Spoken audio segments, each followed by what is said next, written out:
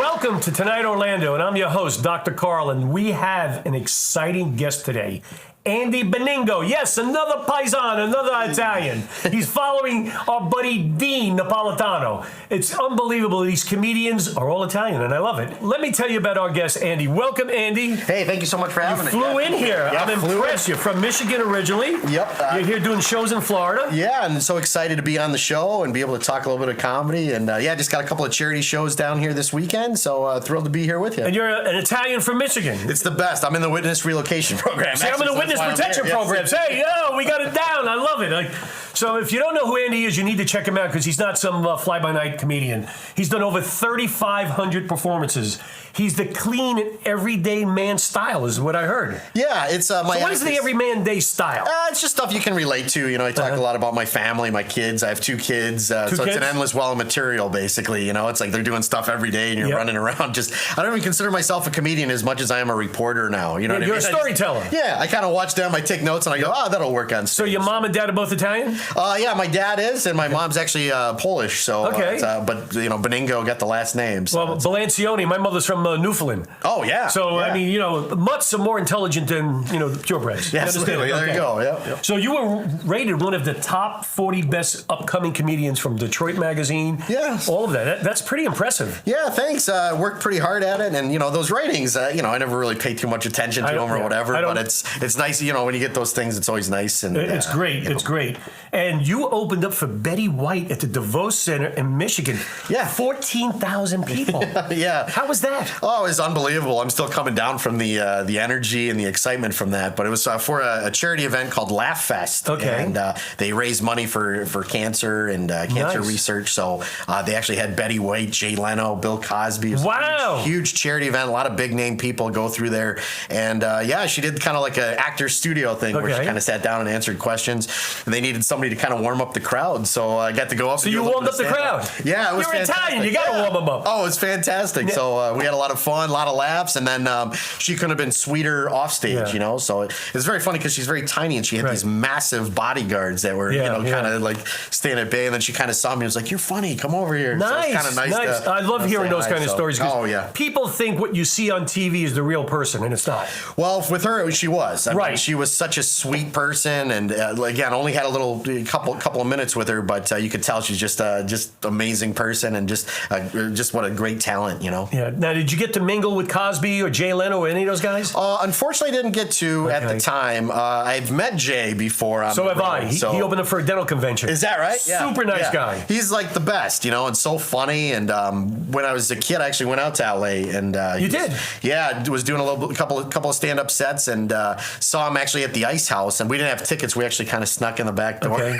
So I bought. Us Italians are always sneaking in. Exactly. Breaking in, trying to get rid of stuff, and so we watched them for a good 35, 40 minutes before the staff realized, like, oh, you guys don't have tickets. You got to get out of here. Oh, so wow. They kind of kicked us out, but then when he was walking out of the showroom, we got to speak with him. And, very nice. Again, his whole demeanor changes from, you're just a normal person, normal fan to, oh, you're a comedian. And the minute he found out we were comedians, spent a little extra time with us and talked. So it's like a little fraternity. Yeah, absolutely. That's exactly it really what it is.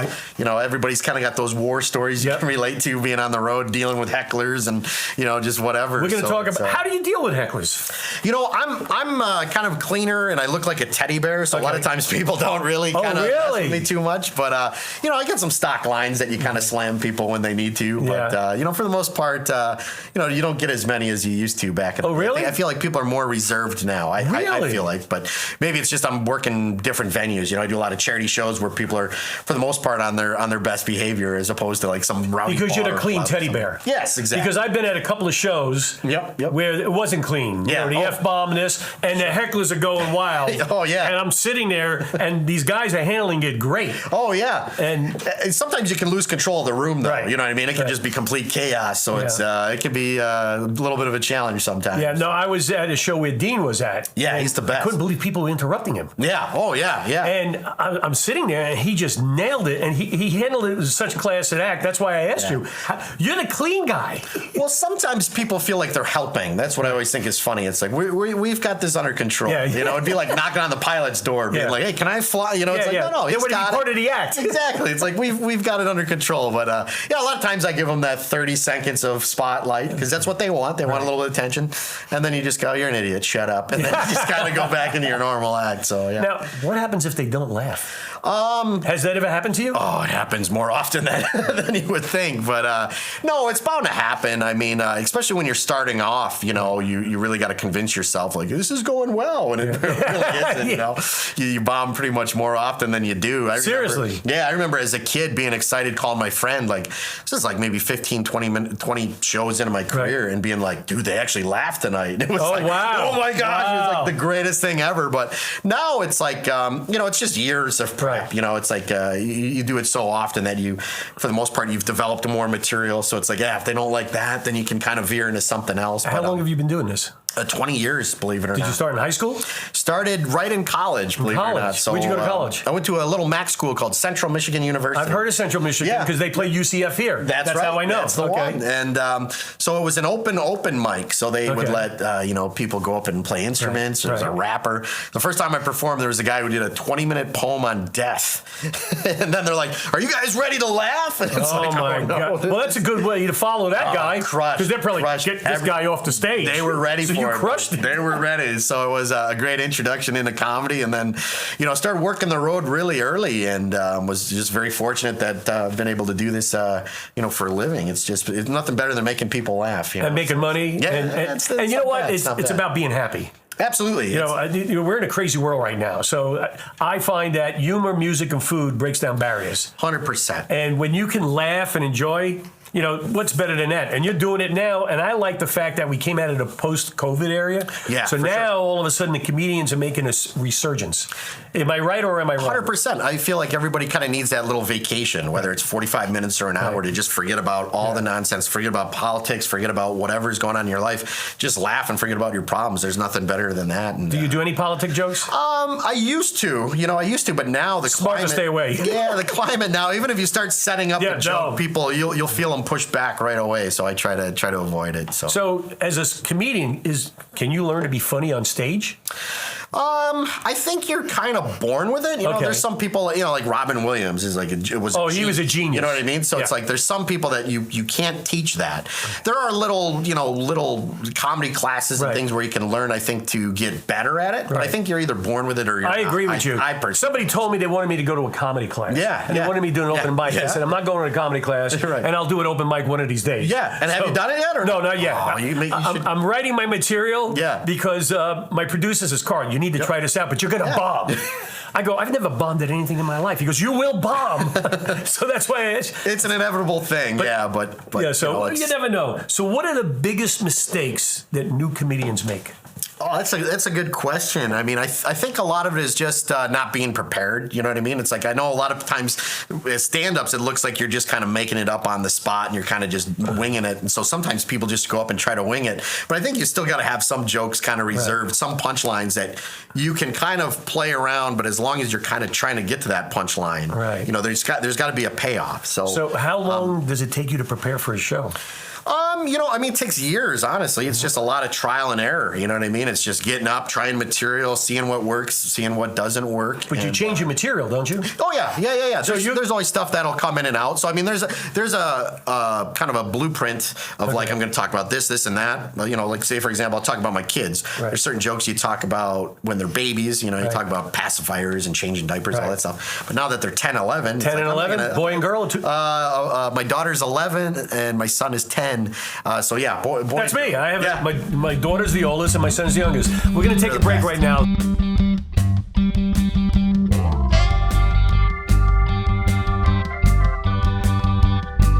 I'm excited because I love tequila, and Mo from Legacy Liquors provided us with this great bottle of tequila to award one of our listeners and subscribers. When we reach 1,000 subscribers and you comment and like Tonight Orlando, we are going to pick at random a comment, and you will receive this wonderful sipping tequila.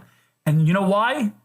because I like tequila and this stuff is excellent. So subscribe, like Tonight Orlando, and you may win this bottle of tequila.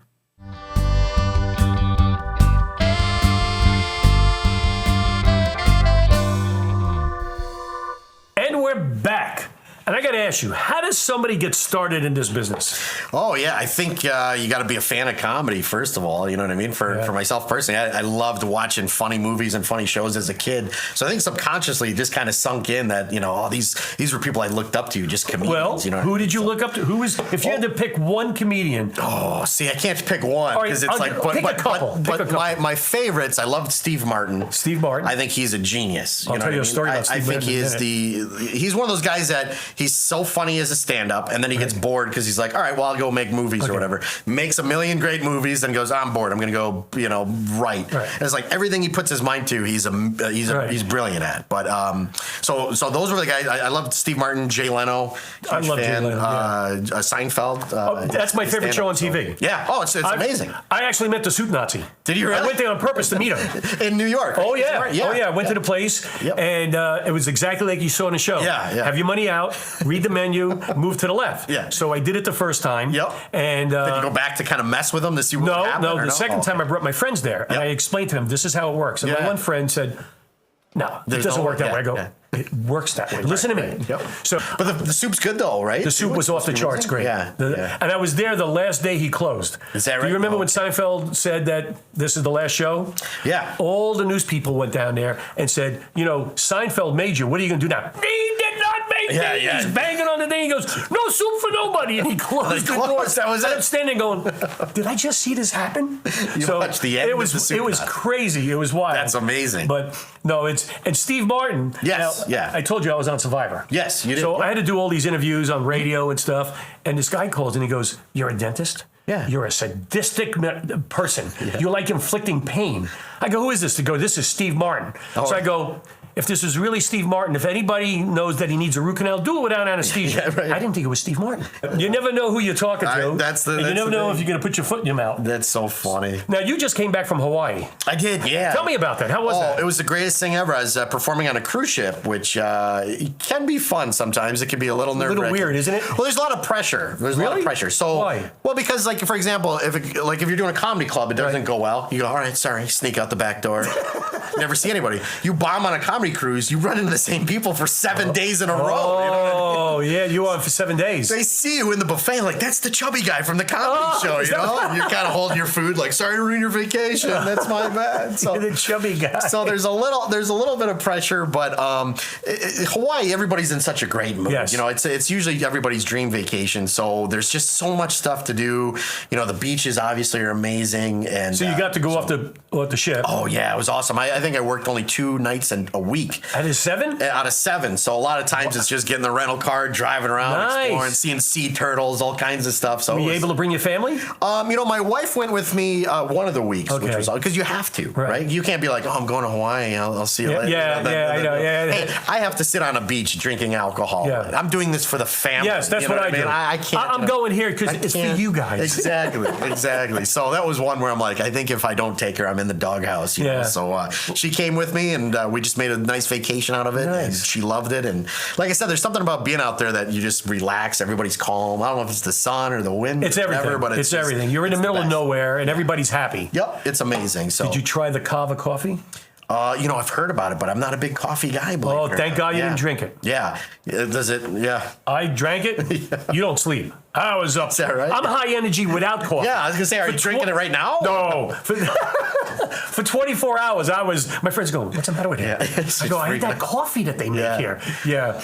No. It's funny, though, because even the food there, I went into some, not to be awful, but I was traveling, and my wife's like, well, let's go just eat somewhere. So we found this little hipster kind of room, because, my wife likes kind of eating healthy or whatever. Yeah. I'm a junk food guy. I'm like, where's the burger? Round as a shape, baby. Yes. No, I eat whatever I want. Let's get some spaghetti. Let's get something, you know?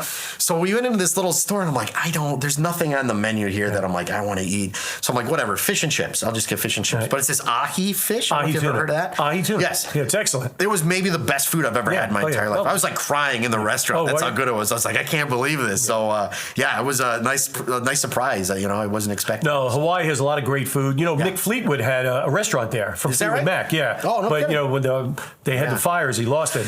And did you go to Maui at all? I did. We were in Maui. We actually drove by where that was at, and this is already almost a year, almost 2 years, and it's amazing that it's it's still in pretty rough shape. Oh, yeah. But everybody is still,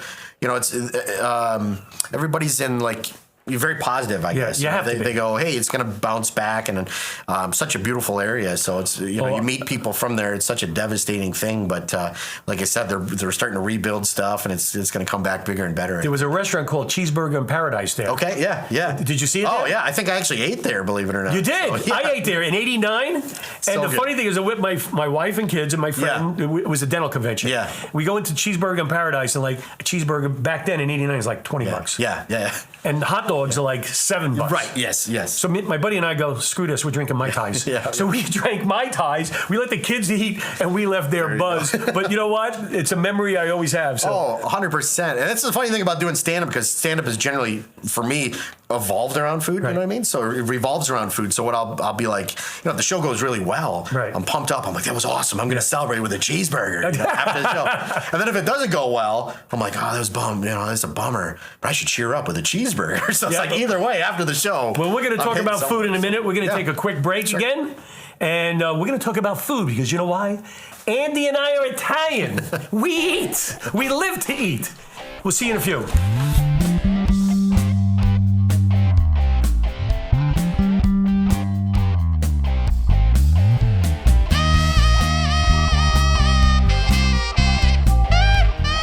Hi, I'm Dr. Carl, and this is my book, My Rise from the Wise Guys.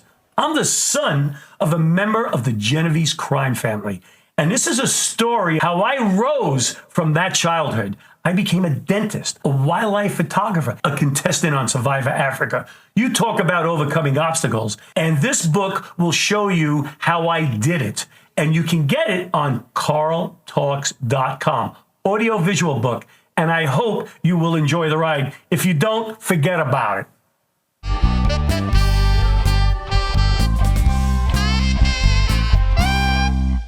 We're back. And I'm talking to Andy Beningo, another paisan. Hey. And somehow we started talking about food instead of comedy. What is your favorite Italian food? Can I say pizza? That's fine. Yeah, that's the best. You can't go wrong. You can't go wrong. Pizza, in fact, I'm making pizza now. You're going to ask my. Oh, yeah. Right now?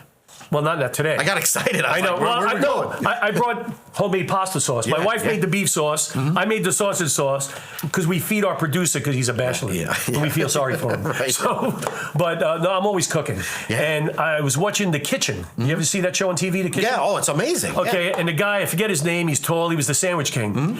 And he gave me the history of making Detroit-style pizza. You're from Michigan. I'm from Michigan. Yeah. Do you know the story how Detroit-style pizza started? I don't, but Detroit-style is the best, and I will fight anybody. I'll fight anybody at New York. Is the best. Yeah. So other than pizza, what is your other favorite Italian? Yeah, I'm a big pasta guy too. Okay. I love going. What's your favorite pasta? I just like basic spaghetti. See, I like meat sauce. I like get some sausage in there. Oh, there you go. I love fusilli. That's great. Yeah, that's good stuff. So here we are talking about food. Me and Andy, we're both hungry. If you hear our stomachs growling, they are growling. There you go. Yep. So, absolutely. What advice would you give a new comedian that's just starting out? Oh, just be patient and believe in yourself, because I mean the first couple of times you do stand up, like I said, you're getting kicked around by everybody. It's like the audience doesn't like you, club owners don't like you, other comics don't like you because you're not funny. So it just takes a while to get kind of situated and figure out what you're doing. So that's kind of the trick, is just being patient and hanging in there, and then eventually you start slowly figuring it out. And you got to dream in yourself. If you don't believe in yourself, nobody's going to believe in you. There's so many comics out there, and so many. I think some of the funniest people that I knew 22 quit comedy like way too early. Yeah, it was kind of sad, but sometimes it just takes a little, like I said, takes a little while. And then one day you just kind of figure it out and you get going. Well, I can see your energy. I mean, you're like a happy guy. Very happy. You're probably the happy guy in high school, college. Oh, there's Andy. Hey, Andy, how you doing? Let's go for a slice of pizza. You're always smiling and having a good time. 100%. And I think because of your persona and who you are, that's why you're so successful. Well, yeah, I think so. I think, again, very likable people. I try not, I'm not too mean, not too aggressive. Some comics can do it amazing. You know what I mean? There's guys like Bill Burr and like Rickles was famous for that. Just being like just mean and people wanted to get slammed by him. I was at his club in New York in 73. Yeah. Did you see him there? See him? Yeah. Oh my God. I'm a freshman in college. So this was part of our orientation. We're at the Rickles Comedy Club and we're sitting there and he's just nailing everybody. I got these damn college kids here. I mean, he's just going nuts. And all of a sudden the lights go out. And Nixon was president. And we're all sitting here. It's pitch black and the lights come on the mic. He's pulled his pants down and it's his cheeks. And he goes, and now a word from the President of the United States. And and we're all sitting there going, this guy's insane. Yeah. So I actually performed at his old club back in the day. Yeah. It was. What year was that? Probably 2015, maybe. Wow. I mean, the club was still open? It was still open, yeah. I think they just closed in the pandemic, so it was still going on. And it was legendary spot because that's where they would tape all the HBO, young comic specials and stuff like that. And the room was set up the exact same way. Really? So if you're into nostalgia, I'm into nostalgia. Wow. The piano was on the stage. Oh my It's God. been like 100 years old, and it's kind of neat to play places like that because it's like all the guys you grew up watching, Seinfeld, Dangerfield, Tim Allen, all those guys. That's where they would just perform and stuff. So it's kind of nice to, it's cool. Life is that long that you get to perform. And you got to perform there. Yeah, how cool is that? Kind of neat. That's cool. So you get recognized when you're walking around the streets or anything? Or? Do I? Yeah. No, I'm not famous at all. No, you're not famous yet. No, you'll be famous because you're on Tonight Orlando. You will be famous.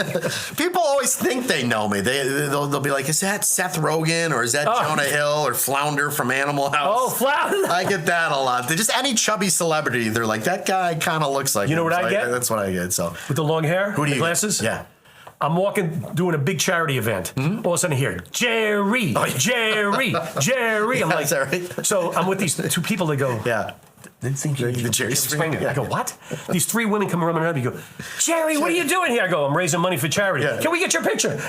I'm sitting there going, I don't look like Jerry Springer. So it's kind of funny. Did you take the picture though? Of course. Right? I'm never going to turn anybody down. That's happened to me before in the airports where people are like running up like, can I get a picture with you? And they snap and they go, man, I love your movies. And I go, yeah, thanks. And I go, I haven't been in any movies. That's pretty Start funny. walking out. Then other people, this lady comes up to me. She goes, can I get a picture? And I go, really quick, do you know who I am? And she goes, no, but I saw him take a picture with me. You've had that happen. Let's do it. So I just snap a picture. And that's pretty funny. Then she's going through her phone, showing off like, hey, here's us. And I'm just that chubby guy. That's pretty funny. You should tell people that I'm Flounder's son. That's right. I tell everybody I'm Jerry Springer's brother. There you go. That's not bad. Really? That's awesome. So it's kind of funny. There you go. Now you're here in Florida. Yes. Yep. And you're doing a couple of shows. Why don't you tell our audience what you're doing? Yeah, a couple of church events in Inverness, which is already sold out, which is great. Wow. And then another one in Claremont, and it's all for charity and things like that. You the headliner? Headlining, yep. It's going to be me and a couple other comics, so it's going to be a lot of fun. And then we'll be over in Vero Beach coming up in October. So over at I think it's the Riverside Theater, I think. Yes. Now, is Vero Beach up and coming with comedy clubs? Because Dean was just there, and two other comics I know were just there. So, yeah, I think it's just a good spot, to be honest with you. I first did it a couple of years ago. I got a call from one of my agents asking about doing the theater. And, I always try to go to at least every room at least once, just to go, I'll see how it is. Yeah. So I kind of flew down there, and I fell in love with it. I mean, it's a nice little theater. The crowds are usually pumped up, ready to go. And then, obviously Vero's just a nice area, a lot of nice restaurants and stuff. Well, one of my good friends who was on Survivor lives in Vero, so I'm going to let him know that you're there, and he's Italian. Well, come on out. Yeah, well, there you go. When are you going to be there in Vero? October 11th and 12th. All right, we'll talk about that. Whatever that is. Yeah, I'll check that out. I'll talk to my buddy Joe. Sounds great. So now, if people want to follow you, you have a YouTube channel, an Instagram, TikTok. What do you have? Yeah, all that stuff. The easiest way, just go to my website. It's just my name, AndyBeningo.com. So it's Beningo, and Beningo is his name. Well, that's the easiest way to remember. That's really, I know, because everybody butchers names, especially Italians. And we got to take a break, because otherwise we'll talk for 2 hours. So we're going to take a break. We'll be right back, and we're going to ask you a couple other questions. Sounds good. Ciao. Sounds good. Okay.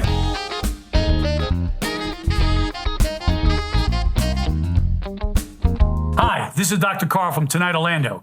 Would you like to be a guest on our show? Do you have a unique talent? Are you a musician? Are you a comedian? Are you a singer? Whatever you are, you have a talent. We'd love to see you. We'd love to promote you. Go on Tonight Orlando, fill out the paperwork, and you too can be sitting in this chair. And I'll tell you what, we'll have a ball. Ciao.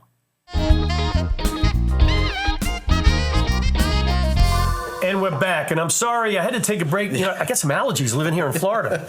Yeah, I get bad allergies too. You can't be tough with allergies. You ever notice that? No. You can't be a tough guy. Like, for example, say you and I are hanging out at the bar, right? Somebody bumps into you, gets in your face. What's up, bro? Right. What's up? You want to step outside? You're like, I can't. Pollen count's too high. Need to get my Flonase. Hold on. Flonase, yeah. I'm not using any of that stuff. No, trips right down your face. I know. It's what a waste. It reminds me of my grandparents when their nose was running. Yeah. I'm like, my wife goes, your nose is running. Oh, darn, I look like them.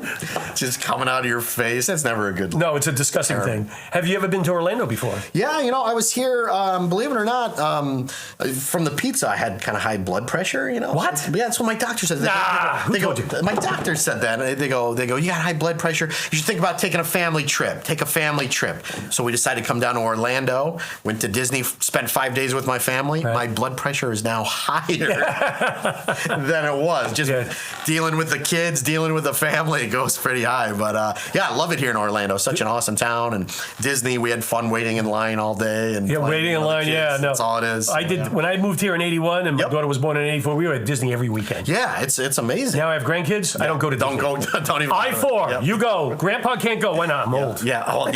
A lot of standing, a lot of sun, but kids loved it. My kids are hilarious. My daughter is so funny. She's sweet. She's, like I said, she's 10. Right. And she told me recently, she goes, Dad, when I grow up, I only want to do 3 things when I grow up. I only do 3 things. I want to marry a frog, wear overalls, and travel the world. That's all. Marry a frog. Marry a frog, wear overalls, and travel the world. Why does she want to marry a frog? Did she tell you? She loves frogs. Really? And I just thought, man, we're going to save so much money on college. Well, you're going to give me your address. Yeah. I'm a wildlife photographer. Are you? I've been in Costa Rica, and I got tons of pictures of frogs I took.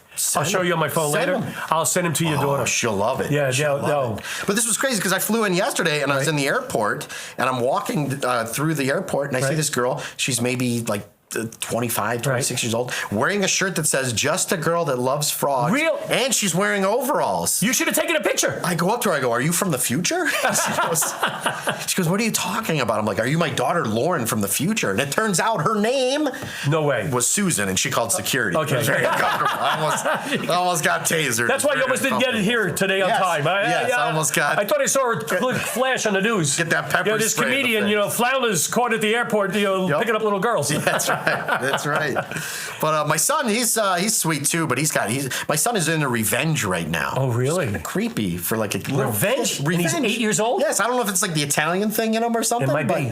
So we have these neighbor kids that live next door, and they're mean. They're bullies. Really? I hear them. They're picking on my son. They're like, "You're dumb, Joey. You're stupid." Like, breaks your heart, Oh, yeah, I wouldn't handle that. It's terrible. I pull him aside. I go, "Don't worry about those kids, Joey. They're mean. They're jerks." He looks me right in the eyes and goes, "They will pay." They will pay.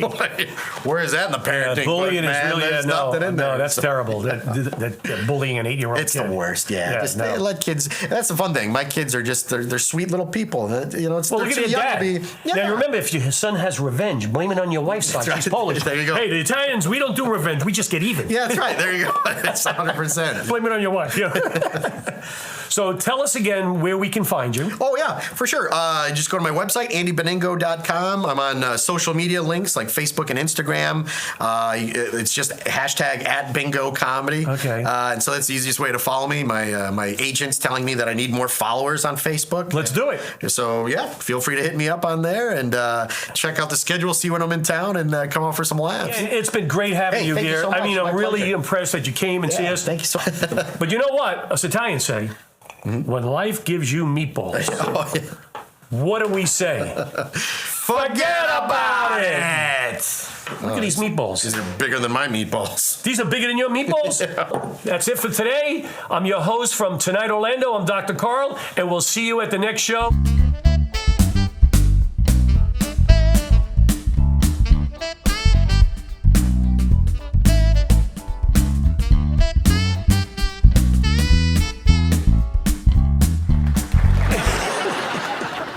It is my pleasure to bring up Andy Beningo, who is just on my show tonight, Orlando, a funny guy from Michigan, here in Florida. Andy, come on up. I've only butchered your name 3 times today. I'm killing you. You're not killing me. I'm sorry, pal. I'm very memorable. Thank you very much.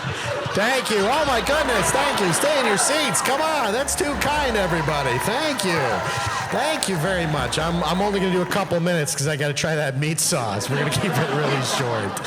Thank you very much. Like they mentioned, I have 2 kids, which is great. So I'm just excited to be here with you guys. Thank you very much.